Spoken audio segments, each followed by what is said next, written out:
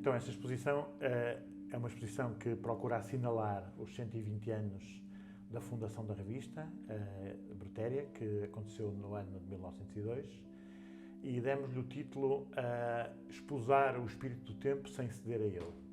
É uma frase de Eduardo Lourenço, quando escreveu o prefácio dos 100 anos da revista, em que procurou sintetizar nesta frase o espírito que ao longo dos primeiros 100 anos manteve a revista.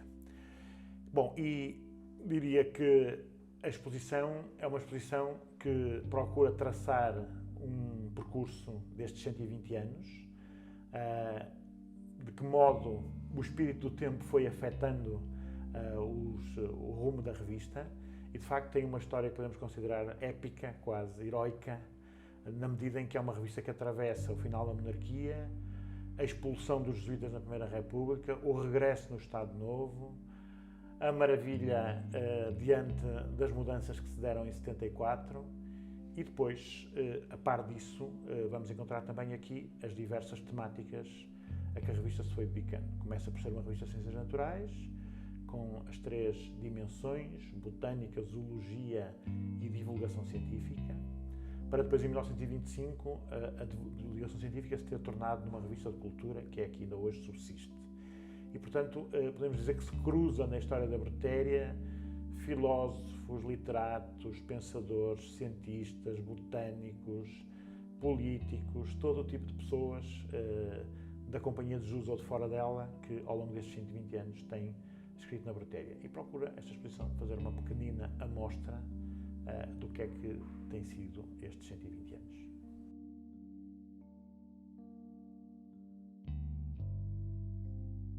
É muito difícil, como podem calcular, numa revista que se publica mensalmente há 120 anos.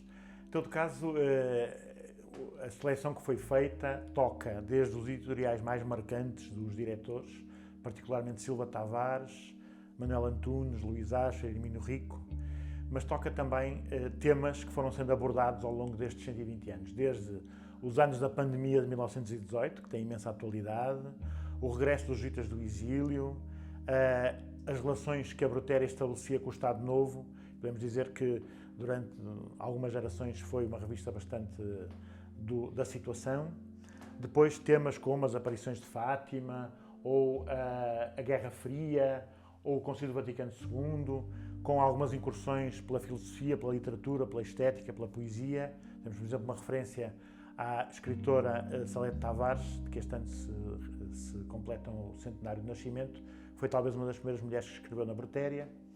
Mas, de todos estes artigos, aquele que eu gostaria de destacar é o texto escrito 15 dias após o 25 de Abril, pelo padre Manuel Antunes, na Brutéria.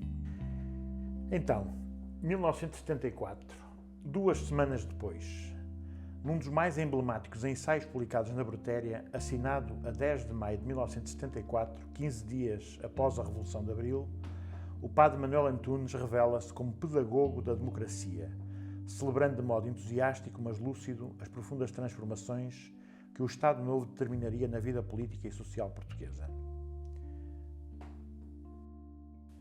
De um dia para o outro, tudo pareceu novo. Era o fim das palavras longamente proibidas, dos gestos apertadamente contrafeitos, de uma certa mentira institucionalizada, do terror invisível mas presente em toda a parte. Era a possibilidade do termo do isolamento internacional, daquele orgulhosamente sós, que é a contradição mesma do mundo em que vivemos. Era o surpreso despertar de um pesadelo de anos, cada vez mais denso, cada vez mais escuro. Era o emergir da apagada e vil tristeza para um mundo outro, o mundo da esperança, na sua dimensão histórica tangível. Era o regresso à pátria comum de tantos que dela tinham sido expulsos, porque a amavam de outra maneira, mas dos quais se nos dizia infatigavelmente que a odiavam. A Revolução foi a festa.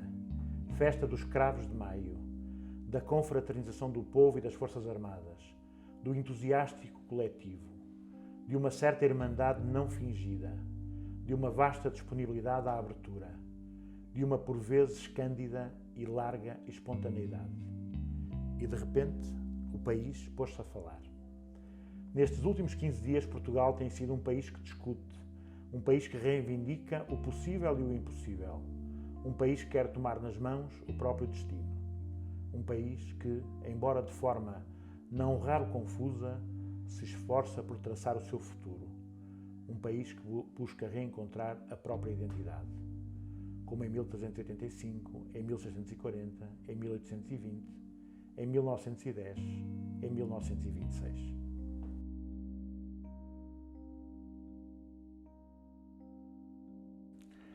A Brutéria hoje é não apenas uma revista de cristianismo e cultura, mas um projeto mais amplo que abrange um centro cultural e que procura responder, de alguma forma, a esta, podemos dizer, pretensão de um encontro entre a fé cristã e as culturas urbanas contemporâneas. E a revista, desde que abriu o Centro Cultural, em 2020, tem-se expandido cada vez mais, quer no número de colaboradores, quer nas temáticas que aborda.